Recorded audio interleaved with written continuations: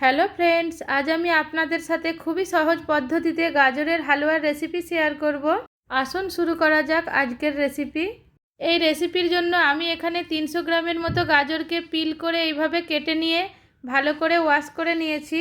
আপনারা চাইলে আপনাদের হিসাব মতো কম বা বেশি করতে পারেন। প্রথমে গাজরটাকে সেদ্ধ করে নেওয়ার জন্য একটা প্রেসার কুকারের মধ্যে দিয়ে দিলাম। এর সাথেই দিয়ে দেব প্রয়োজন মতো কোকোনাট মিল্ক। এখন প্রেসার কুকারটাকে ঢাকা লাগিয়ে ফার্স্ট হুইসেল হওয়া পর্যন্ত হাই ফ্লেমে কুক করে নেব। এইবার গ্যাসের ফ্লেমটাকে লো করে আর একটা কি দুটো হুইসেল দিয়ে নেব, বা যতক্ষণ না গাজরটা ভালোভাবে সেদ্ধ হচ্ছে ততক্ষণ কুক করে নেব। এখন গ্যাসের ফ্লেমটাকে বন্ধ করে দিয়ে কুকারটাকে নিজে থেকে ঠান্ডা হতে দেব এবং তারপর ওপেন করে নেব। এইবার এটা পুরোপুরি ঠান্ডা হয়ে যাওয়ার পর পেস্ট করে নেব।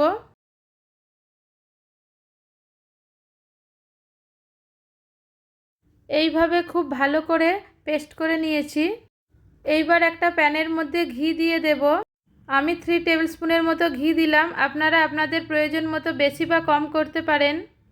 ঘিটা মেল্ট হয়ে যাওয়ার পর গ্যাসের ফ্লেমটাকে লো করে দিয়ে এর মধ্যে পেস্ট করে নেওয়া গাজরটা দিয়ে দিলাম।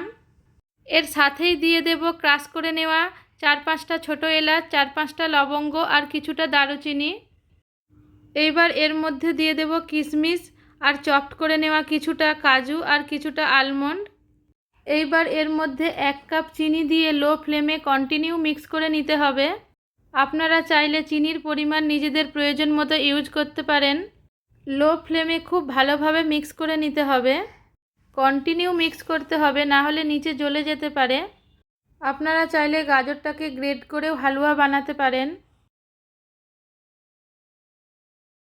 এখন এটা করার গায়ে আর চিপকাচ্ছে না, নিজে থেকেই ছেড়ে যাচ্ছে। তার মানে এটা হয়ে গিয়েছে। এবার গ্যাসের ফ্লেমটাকে অফ করে দেব আর এটাকে ডিশ আউট করে নেব। এই রেসিপিটা খুবই টেস্টি হয়। আপনারা চাইলে এই পদ্ধতিতে একবার ট্রাই করতে পারেন। ফ্রেন্ডস, যদি আমার রেসিপিটা ভালো লাগে লাইক কমেন্ট করবেন আর ফ্যামিলি ফ্রেন্ডদের সাথে শেয়ার করবেন। সাথে আমার চ্যানেলটাকে সাবস্ক্রাইব করে অল নোটিফিকেশানটা অন করে দেওয়ার অনুরোধ রইল, যাতে আমার ভিডিও আপলোড হবার সাথে সাথেই আপনারা নোটিফিকেশান পেয়ে যান। আজকের মতো এখানেই শেষ। আবার ফিরে আসছি অন্য একটা রেসিপির সাথে। ততক্ষণের জন্য bye, take care, thank you.